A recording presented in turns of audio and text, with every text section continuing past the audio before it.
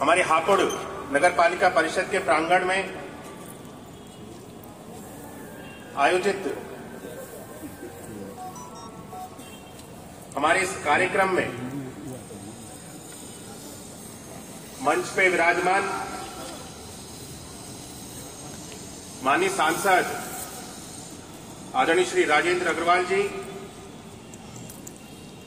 माननीय विधायक श्री विजयपाल आरती जी, हमारे अध्यक्ष नगर पालिका परिषद श्री प्रफुल्ल सारस्वत जी, हमारे सीडीओ हापुड़ श्री उदयभान सिंह जी, श्री प्रमोद नागर जी, हमारे अध्यक्षा जिला पंचायत श्री एसके गौतम जी, यहां पे उपस्थित सभी पदाधिकारीगण, सम्मानित कार्यकर्ता बंधुओं, मीडिया के बंधुओं एवं जिनका हमारे चेयरमैन साहब ने विशेष रूप से धन्यवाद ज्ञापित किया, हमारे बोर्ड के सभी सभासदगण, आप सभी का मैं अपने हृदय से इस कार्यक्रम में स्वागत करता हूं, वंदन करता हूं, अभिनंदन करता हूं।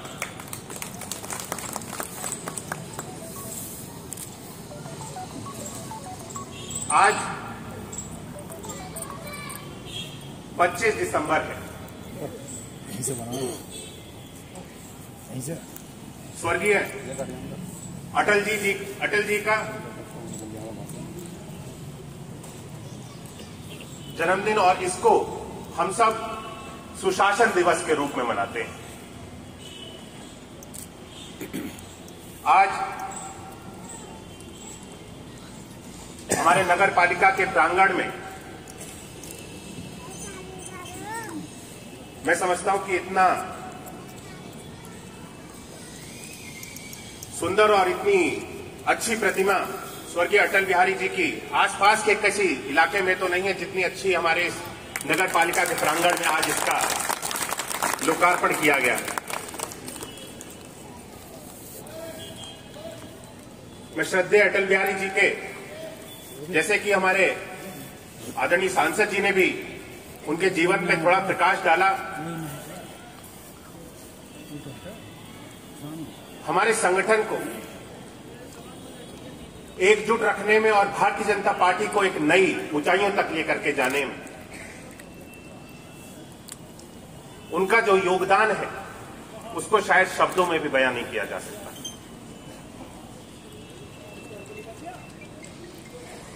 जमीनी स्तर से लेकर के और भारतीय जनता पार्टी की सरकार में भारतवर्ष के प्रधानमंत्री के रूप में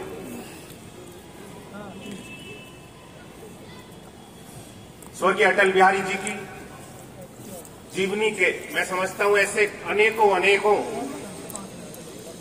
पहलू होंगे जिनको हम समय समय पर याद करते रहते हैं और उनसे अपना आज भी मार्गदर्शन लेते हैं। मैं श्रद्धेय अटल बिहारी जी को उनके चरणों में नमन करता हूं, उनका वंदन करता हूं। आज डॉक्टर श्यामा प्रसाद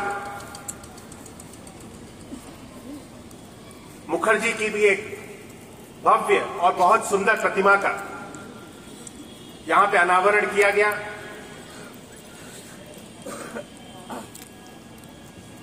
जिनके पद चिन्हों पे हम आज भी चलते हैं, जिन्होंने भारतवर्ष के उत्थान के लिए अपना बलिदान दिया।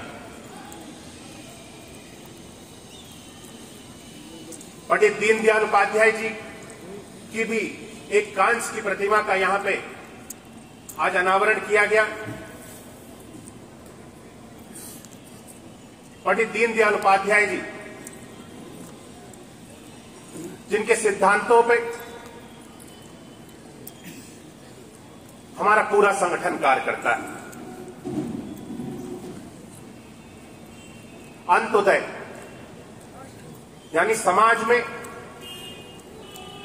अंतिम पायदान पे जो व्यक्ति है उसको लाभ की धारा से जोड़ने का कार्य करना है।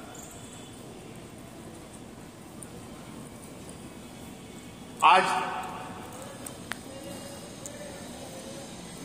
माननीय नरेंद्र मोदी जी के नेतृत्व में, माननीय योगी आदित्यनाथ जी के नेतृत्व में, मैं समझता हूं कि अंत्योदय की जो विचारधारा थी उसको सही मायने में साकार करते हुए आज समाज में अंतिम पायदान पे भी जो व्यक्ति है उसको लाभ की दृष्टि से, लाभ की धारा से जोड़ने का कार्य हमारी भारतीय जनता पार्टी की सरकार ने किया है।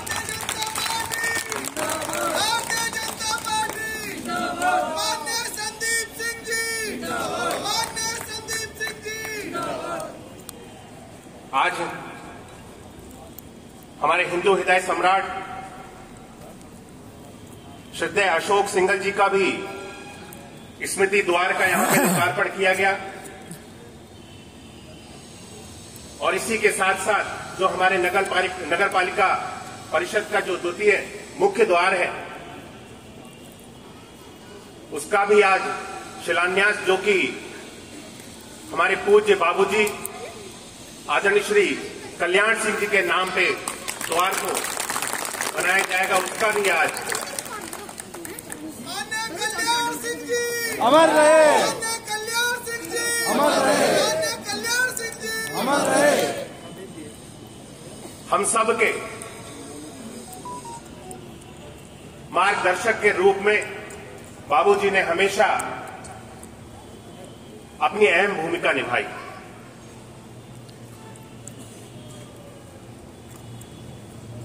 उनका सपना था कि एक भव्य राम मंदिर बने। पूरा जीवन मैं कहूं कि बाबूजी ने राम की लड़ाई के लिए अपना पूरा जीवन न्यौछावर कर दिया।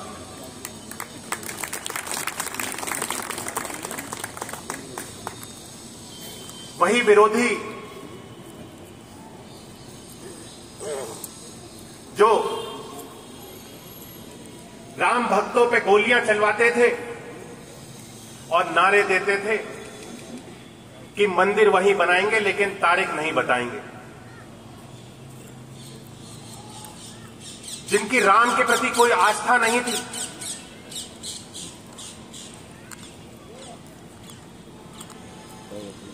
आज वे भी ये जान गए हैं कि भगवान श्री राम के बिना उनकी भी दाल नहीं गलने वाली।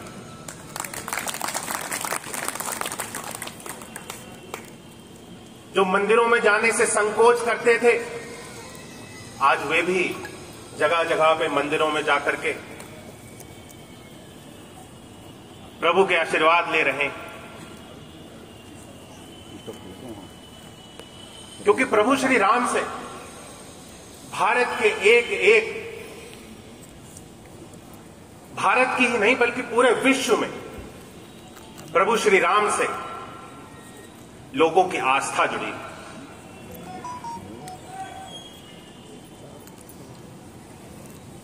आज अगर यह संभव हुआ, वर्षों से कई सरकारें आई, कई सरकार चली नहीं, अगर यह आज संभव हो पाया है तो माननीय योगी आदित्यनाथ जी के नेतृत्व की उत्तर प्रदेश की सरकार के कारण और माननीय प्रधानमंत्री आदरणीय श्री नरेंद्र मोदी जी के नेतृत्व की भारतीय जनता पार्टी की सरकार के नेतृत्व में आज अगर भव्य राम मंदिर बन रहा है और अयोध्या का जीर्णोद्धार हो रहा है, जिसको एक अंतर्राष्ट्रीय पर्यटक स्थल के रूप में आज डेवलप किया जा रहा है, अंतर्राष्ट्रीय एयरपोर्ट की सुविधा के माध्यम से जोड़ा जा रहा है, यह साथियों कभी और संभव हो सकता था? कभी नहीं संभव हो सकता।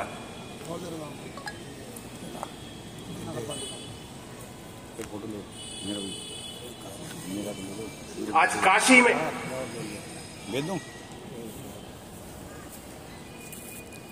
अभी आपने हाल ही में देखा होगा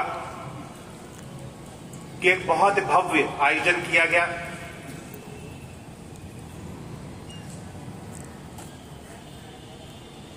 पूरे प्रांगण का काशी विश्वनाथ कॉरिडोर, काफी सारे लोग शायद पहले भी काशी गए होंगे, और अब जब आप काशी में जाएंगे और दर्शन करने के लिए जाएंगे तो आपको एक बदली हुई तस्वीर दिखेगी।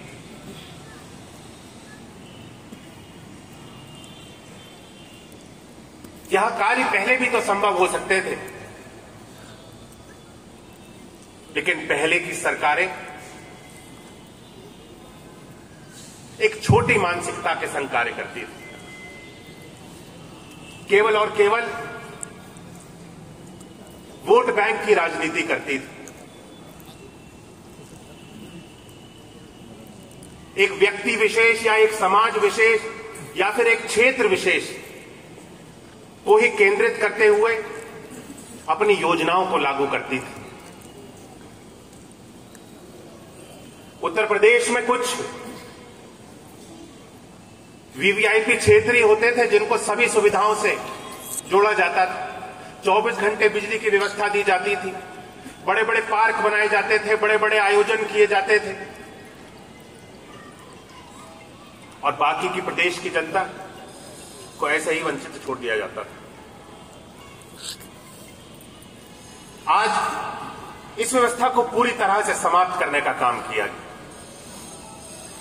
पूरे प्रदेश की 25 करोड़ जनता को माननीय मुख्यमंत्री आदरणीय श्री योगी आदित्यनाथ जी ने अपने परिवार के रूप में लेते हुए उसका उत्थान, उसका विकास करने का काम आज हमारी 5 वर्ष की उत्तर प्रदेश की योगी आदित्यनाथ जी के नेतृत्व की सरकार ने करके दिखाया है।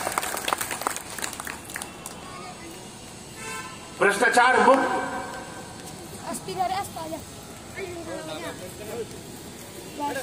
गुंडा माफिया, भू माफिया जिनका बोलबाला था, जिनके बलबूतों पे सरकारें चलाई जाती थी, आज उनके ऊपर योगी जी का बुलडोजर उनको रौंदते हुए निकल जाता है। वे या तो प्रदेश छोड़ के चले गए हैं, या तो देश छोड़ करके चले गए हैं, या फिर ये दुनिया छोड़ करके चले गए।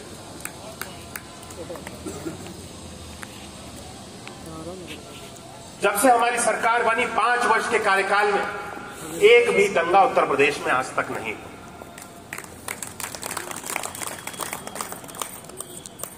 माताओं बहनों को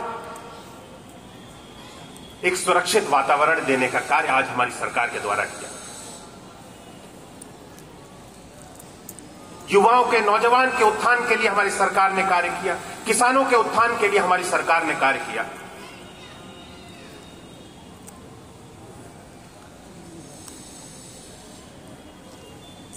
अगर सही तौर पे देखा जाए तो किसानों के हित में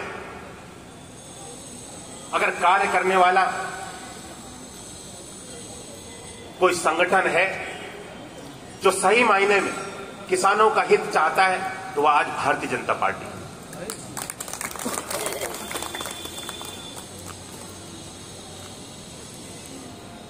उत्तर प्रदेश में 4.5 लाख से भी अधिक युवाओं को नौकरी के माध्यम से रोजगार देने का काम किया गया। पिछली सरकारों में क्या व्यवस्था रहती थी? भ्रष्टाचार की बलि चढ़ जाता था। जब कोई भी भर्ती निकलती थी, इतने रुपए यहां चल रहे हैं, इतने रुपए वहां चल रहे हैं, और अंत में क्या हो जाता था कि कोर्ट उस पर रोक लगा देता था। कोई भी भर्ती ही नहीं हो पाती थी। हमारा युवा बेरोजगार का बेरोजगार रह जाता था।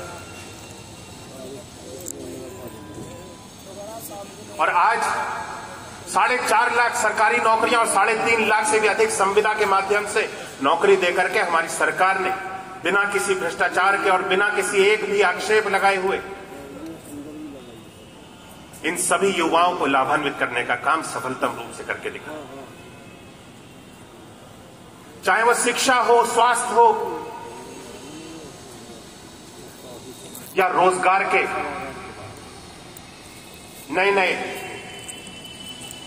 अवसरों का सृजन करना। सभी क्षेत्रों में